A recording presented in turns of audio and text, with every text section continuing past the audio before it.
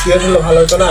হয় দোস্ত, ভালো তো হইতোই, কিন্তু দোস্ত পকেট একদম ফাঁকা, বাপে টাকা পয়সা পায় না, কেমনে সিগারেট খায়। আচ্ছা একটা কাজ করি, ওই যে ছোলাটা দেখতেছো, ছোলাটা নিয়ে আয়। ছোলা? আচ্ছা ঠিক আছে।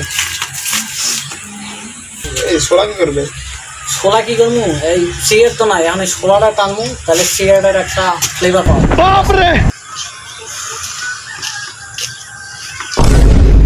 দোস্ত আব্বা আপনি এখানে? আমার বেটা হয় তুই এই শোলা টানোস, তুই এই শোলা টানোস?